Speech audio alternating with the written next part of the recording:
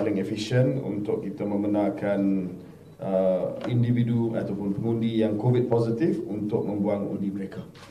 Jadi saya harap semua petugas KKM faham tentang SOP ini. Semua petugas SPR juga telah pun diberitahu tentang SOP ini, what to do.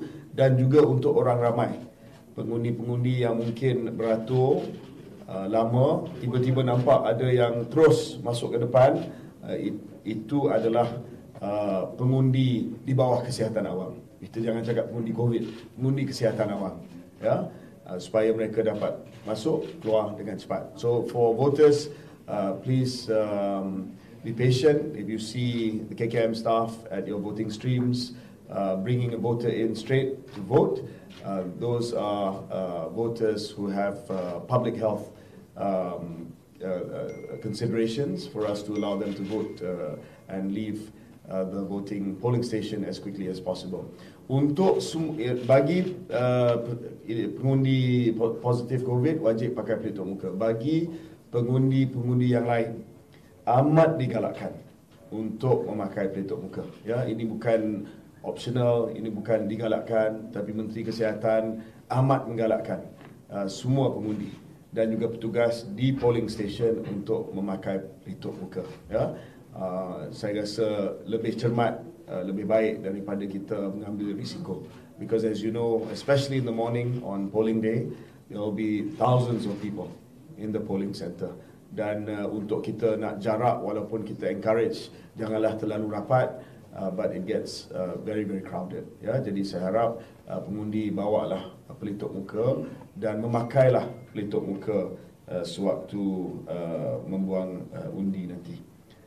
Okey, dan saya cuma nak maklumkan bahawa ialah dekat-dekat nak membuang undi ni, macam-macam video berkenaan dengan anti-vax timbul balik nak serang saya. Jadi saya tanya pakar kita untuk memberi kepastian berkenaan dengan keberkesanan vaksin ini. Ya. Dan kalau kita melihat daripada status vaksinasi, insiden kematian bagi pesakit yang tidak pernah divaksinasi adalah 3 kali lebih tinggi berbanding dengan pesakit yang mendapat 2 dos vaksinasi. That means if you don't have vaccination, you're 3 times more likely to die than people with 2 doses, and 7 times, 7 kali lebih tinggi berbanding mendapat 1 dos penggalak ataupun booster dose. These are the facts. Yeah, these are the facts. Of course, anti-vax kata, oh, dapat vaksin pun boleh dijangkiti COVID-19. Ya, vaksin ini tidak terhasil untuk kita mencegah jangkitan. From the get-go, kita dah very clear, iaitu vaksin COVID-19 adalah untuk mengurangkan gejala dan untuk memastikan bahawa COVID-19 bukanlah satu penyakit yang ada severity yang tinggi. Dan kita telah berjaya menurunkan semua indikator severity dari segi kematian, kemasukan ke dalam unit rawatan rapi dan juga kemasukan ke hospital, penggunaan alat bantuan pernafasan dan sebagainya. Dan saya juga ingin maklumkan bahawa tiada kes kematian yang melibatkan pesakit yang menerima rawatan Paxlovid di peringkat community. We said vaccines are important, boosters are important, dan kalau risiko tinggi, pergilah ambil ubat antiviral, ubat rawatan COVID-19 yang kita bagi secara percuma. And so far up to now, TNT pun sahkan benda ni, bahawa those yang kita bagi Paxlovid in community, klinik kesihatan dan sebagainya, they're all recovered.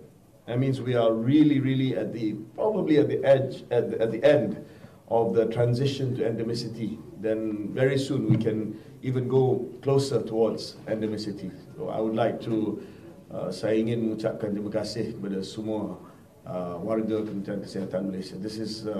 Ini adalah satu pencapaian yang luar biasa, ya, dalam keadaan di mana kita berdepan dengan pandemik dan mengadakan pilihan raya, tetapi kita melihat bahawa soal COVID-19 ini diuruskan begitu baik sekali. Walaupun jumlah jangkitan pasang surut dan ada gelombang yang datang dari masa ke semasa, but the good people of KKM has made sure that it is very much under control.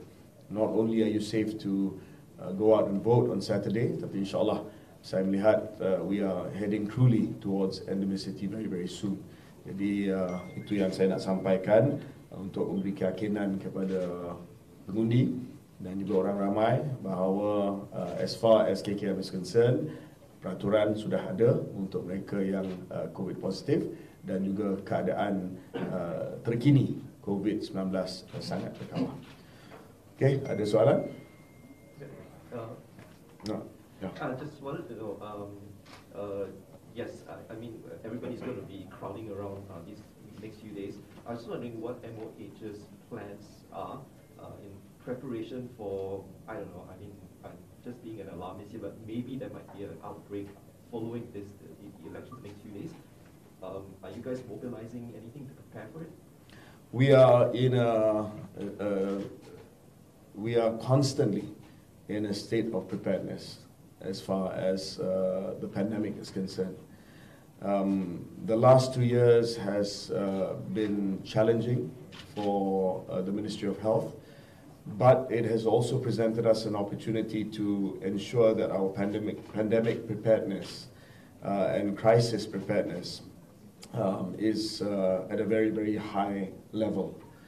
So the lessons that we've learned and the resources, more importantly, the resources that we have utilized to increase bed capacity, to increase oxygen, airflow and ventilator capacity. Case in point is Sungai Buloh. We expanded our oxygenated bed points here. This was ground zero for COVID. We built hybrid ICU, field hospitals, because we felt that although by the end of last year the case numbers were coming down, but we thought it's no longer one where we need to react, but we have to make sure that we're prepared just in case. So we've not stepped down our preparations? Sorry? We've not stepped down our preparations? Absolutely not. And we did a test run earlier this year when the Omicron variant wave came.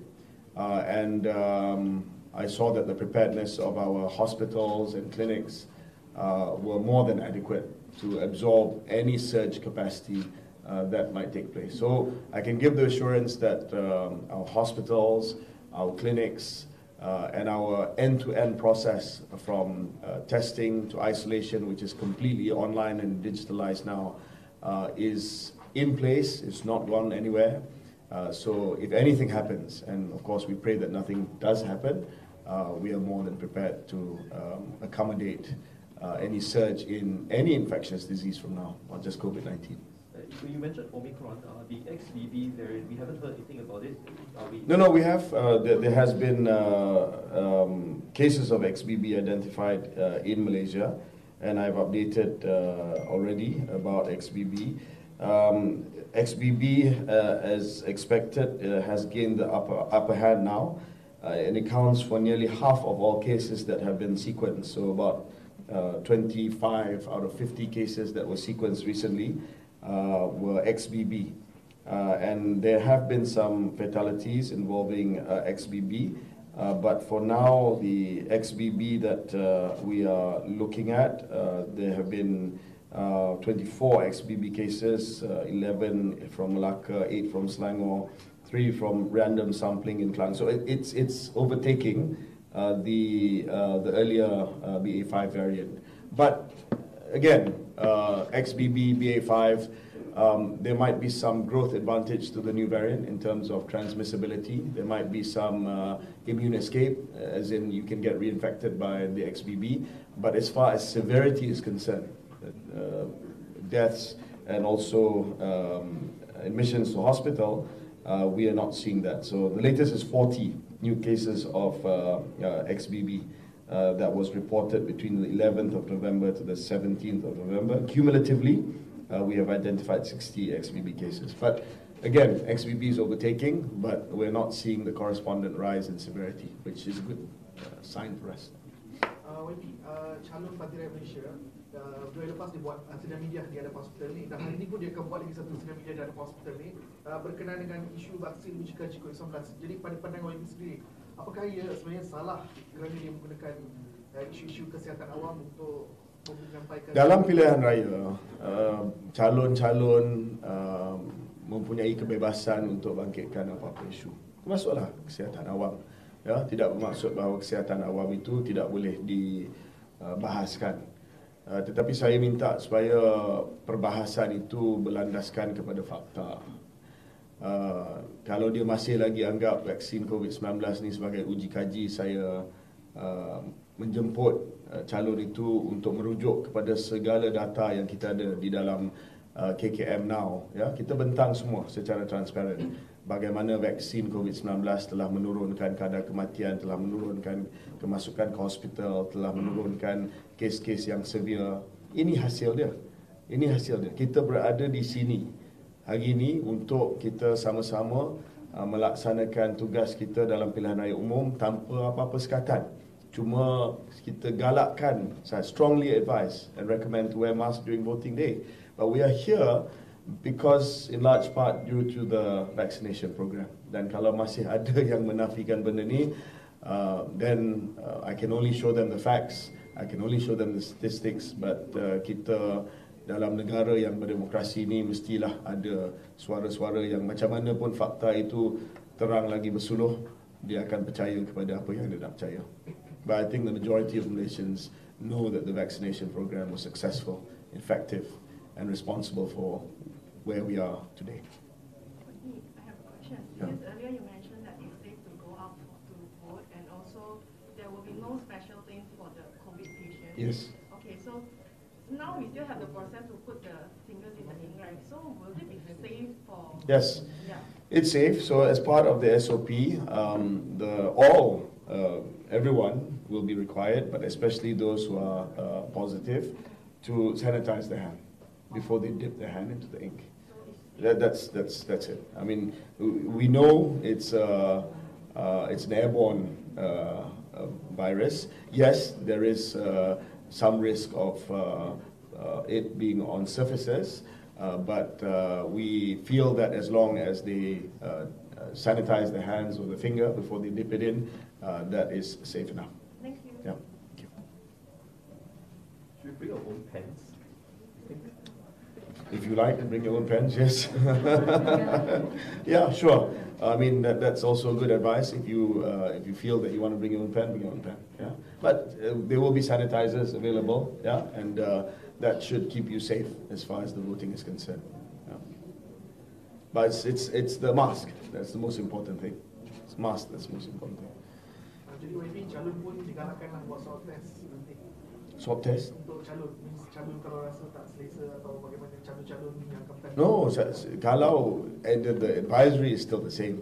Kalau ada symptoms, siapa pun, tak kisahlah calon ke, pengundi ke, kalau ada gejala, digalakkan untuk buat test RTK, rapid test kit mesti. But there's no need for calon to buat swab test. Now that we've moved on from that already. Okay, on the vaccines, I do remember that we were doing a sort of a test on an inhaled version of the CanSino. Yeah, so on the CanSino inhalation vaccine, or rather the vaccine that's administered through inhalation, we are now in the process of recruiting participants in the trials. So once the participant recruitment is done, then the principal investigator will start with the trials. Yeah, so we expect that to take place over the next few months, and we're quite excited with that, because I think when we're done with the election, the health minister, whoever it is then, will announce the vaccination recommendations going forward, whether it's an annual one and who should, and it's no longer compulsory, but who should take an annual vaccination, much like we give flu vaccination annually. And having the option of having an inhaled vaccine is good, because it's easier, obviously. Okay? Semalam ada orang kumpulan yang menyaman YB Dr. Hisham dengan 3 vaksin punya peluang.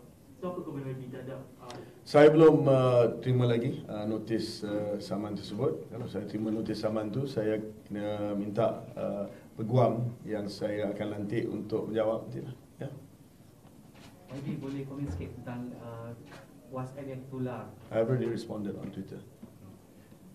Can I just ask that with the floods happening now, how is MOH mobilizing your resources to prevent or handle outbreaks of waterborne diseases?